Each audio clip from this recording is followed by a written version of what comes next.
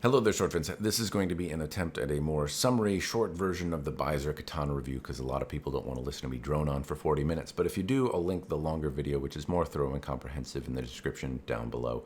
A couple quick notes. I'm not an expert in swordsmanship, and this is a free sample, so keep those caveats in mind as you hear my thoughts even in this video. The sword is $530, and it's not necessarily a bad sword. Byzer is a smaller company, relatively new. Well, I don't know if they're new, but I hadn't heard of them prior to doing this video. The $530 price tag, it looks okay for the money, but nothing particularly special. Its claim to fame is that it's supposed to be made out of S7 steel. Now, I don't have a way of validating that, but I can tell you the results of the testing, if you want to call it that, is I smashed it into a lot of things, and it held up better than any sword that I've tested with the current methods that I do. Now, I've been smashing swords in my backyard for quite a while. Some of them have given me a lot of trouble. This stands among the hardest swords that I've had to break, and that they've taken a long time to break in half. There's other properties and how well they hold up, like edge retention. It's not the best in edge retention, but it's certainly not bad. It held up pretty well.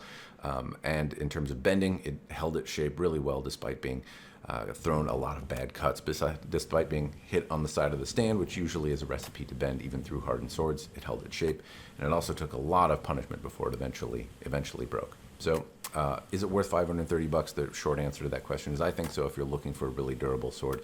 The fit and finish wasn't necessarily spectacular, and if you're only doing iaido, I don't think it's necessarily the best to do those things. But if you want something that's very, very resilient, very, very forgiving, either if you're a new cutter or you want to prepare for the zombie apocalypse and just want something that takes a lot of shock, this is the best sword that I've found in the $530 category, or really any category that I've smashed in my backyard. So yes, if that's your goal or your aim, I think that this was reasonably well put together and certainly stood apart in the overall amount of punishment it took to break.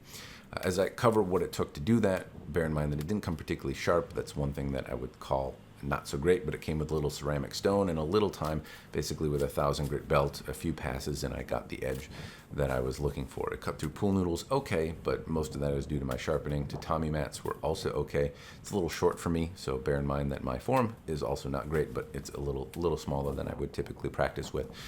When I brought it out to other things and cutting logs and things like that, it did reasonably well. It held its edge, and through the course of cutting logs, I'm gradually testing how well it's holding the shaving edge that I've given it, and it gradually, over the course of smashing into logs, loses some of the hair-popping razor edge that it had, but it still retains the ability to shave hair off my arm.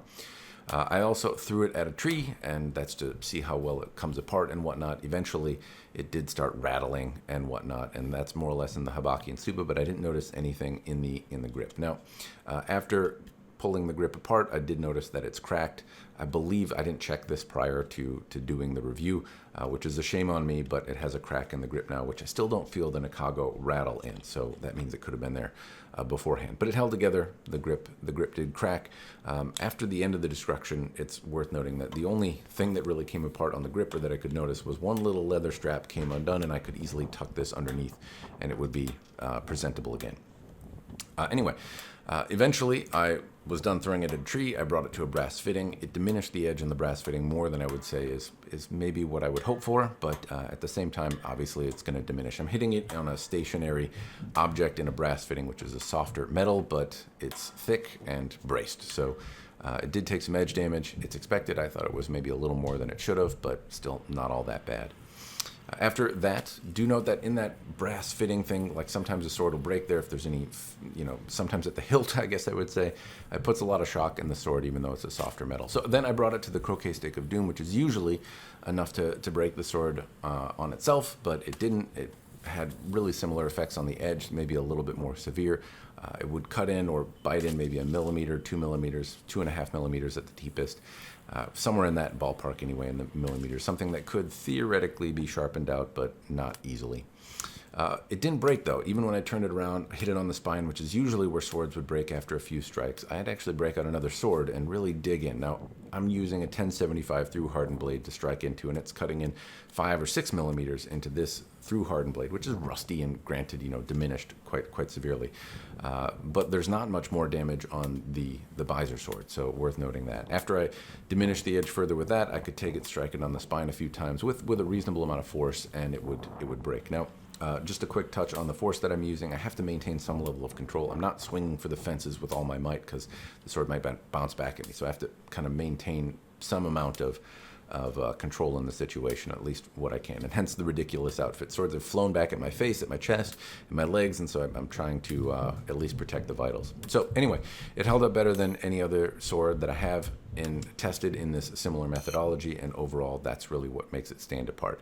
As I compare it to other swords in the market, you can get a laminated sword with a bohea that has some cool geometry and better fittings, and debatably better fittings, I guess I would say, but on par with this in a similar construction for $350 without shipping. And so this really has to stand apart in terms of its performance to justify that price jump for what you're getting, at least in my mind. And here, I think it actually did that. This took a lot more punishment, and even though it's not necessarily anything special to look at, and the fit and fittings and stuff are not necessarily grand, it's also not a terribly expensive sword, but it stood apart certainly in the realm of performance, if you're defining performance as ability to take punishment and bash into things that you wouldn't necessarily bash swords into. So special thanks to Byzer. I appreciate you sending the sword. Hopefully the video was interesting. Again, if you want to see the longer, more rambly version, it's linked in the description down below. That's all I've got. As always, cheers, and thanks for watching.